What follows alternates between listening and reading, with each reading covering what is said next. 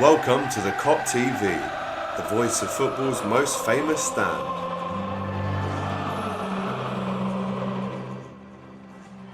AGT for the Kop TV, back outside the Liver building, back on the pierhead in Liverpool. James Redmond, please like and subscribe to the channel if you haven't already. Share the video, of course, as we preview Liverpool's Crystal Palace versus Liverpool.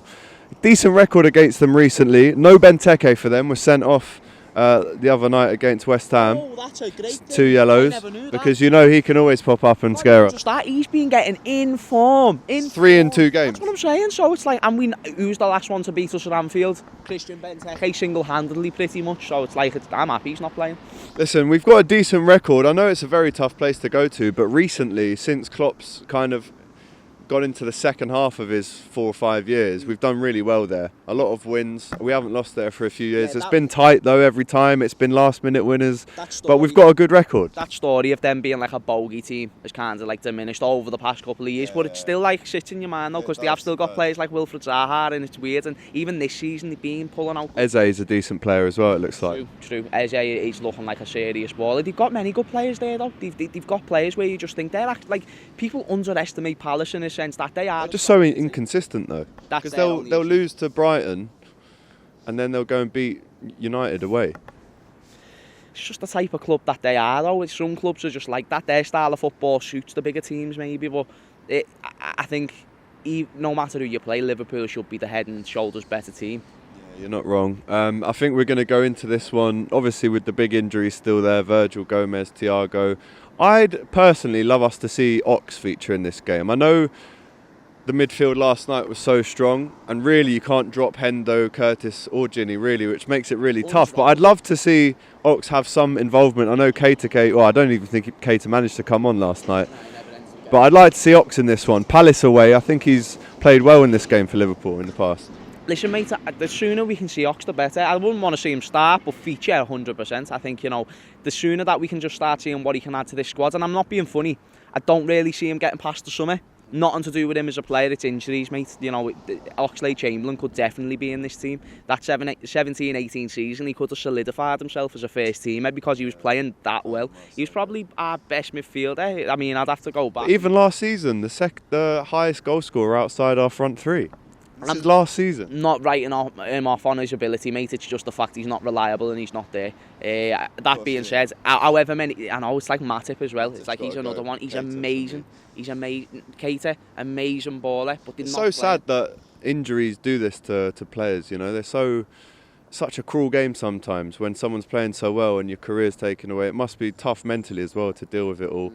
I mean, I've had a couple of injuries at a decent level, not Premier League, but done my ankle and stuff, didn't play for 6 months. So nothing compared to the Liverpool players, obviously a lot more pressure, but it's tough. Though, you say that and Matip's pulling his back.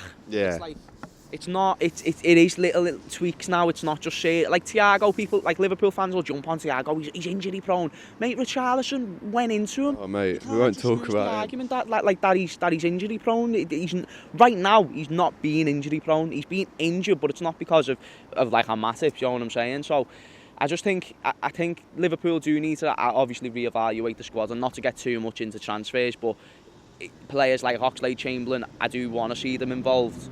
But I don't think they'll get that chance to be able to get in that first team. I think that's just kind of set them sail, to be honest. Yeah, another one of the fan cams last night said we need to improve our away form. 1 win in 6. I think Palace would be a great place to put that right, James. And then after, Sam Allardyce comes with West Brom on the 27th, and he was the last manager to win at Anfield.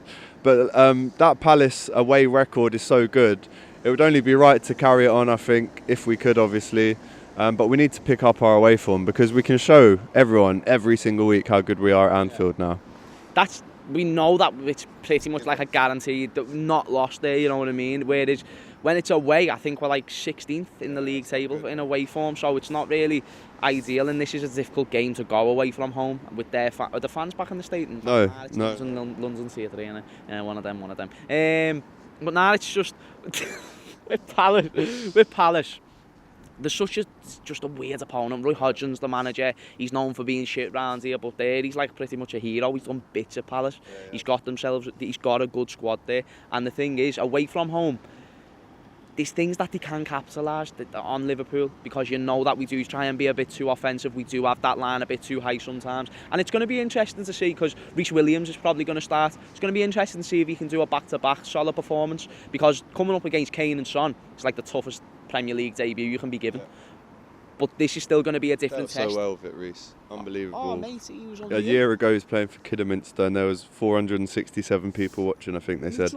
Neutral fans, if they don't know the numbers of our players, they would have thought that was a Van Dijk if they were just they're like, wow, Van Dijk's back, because they're hearing that as well. So they're like, wow, he's back, fucking hell, because he was amazing. Unreal. I think we can skip through the lineup prediction, just say it was the same team as last night. Yeah. To be honest, so that was a quick one. Match prediction, give me a score. Liverpool. It's away, remember? I know, but I'm saying that we're going to win, so that's why I'm saying Liverpool first. So Liverpool 2-0 to Liverpool. I was going to say that as well. I'm going to go 2-0 as well, you know. Yeah, man, clean sheet. Come on.